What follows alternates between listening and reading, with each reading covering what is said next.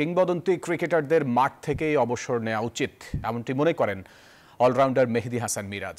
আগামী ওয়ানডে বিশ্বকাপ নিয়ে এখন থেকেই পরিকল্পনা করার পরামর্শ দিয়েছেন তিনি। বলেছেন, অধিনায়কত্বের দায়িত্ব নিতে প্রস্তুত রয়েছেন। বাংলাদেশের ক্রিকেটারদের ফেসবুকে অবসর, সেটি যেন এখন একটি ট্রেডিশনে পরিণত হয়েছে।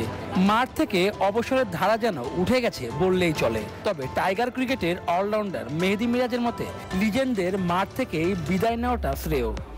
এটা একটা প্রত্যেকটা প্লেয়ার কিভাবে নিবে এটা সম্পূর্ণ একটা প্লেয়ার সেই ভালো জানে। আর জিনিসটা লিজেন্ড প্লেয়াররা মাঠ থেকে নিলে অবশ্যই এই জিনিসটা ভালো হয়, বাট তারপর এন্ড অফ দ্য ডে এটা সবার নিজের পার্সোনাল ডিসিশন যে সে কিভাবে এই জিনিসটাকে নিতে চায়।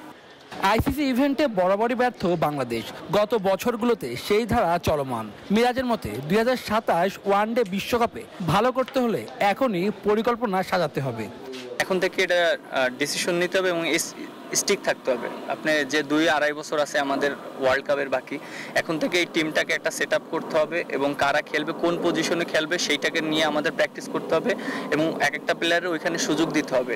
বাংলাদেশের টি-20 দলের ক্যাপ্টেনের চেয়ারটা এখনো ফাঁকা। ওয়ানডে আর টেস্টে নাজমুল শান্ত থাকলেও ধারাবাহিক না হয় বিকল্প চিন্তাও আছে বিসিবির। দায়িত্ব দিলে সেটি নিতে প্রস্তুত মিরাজ। এখন পর্যন্ত এই বিষয়ে কারোর সাথে কোনো কথা হয়নি। সেটা সম্পূর্ণ বোর্ডের ডিসিশন। বোর্ড কিভাবে চিন্তা করে এটা তাদের সম্পূর্ণ ডিসিশন। অপরচুনিটি আসলে সেটা চিন্তা করা যাবে অবশ্যই। ডিপিএল এ লিজেন্ডস অফ রূপগঞ্জের বিপক্ষে মোহামেডান হয়ে 4-4টি উইকেট নিয়ে ম্যাচ সেরা হয়েছেন মেহেদী মিরাজ। শুভ দেবনাথ, নিউজ 24, ঢাকা।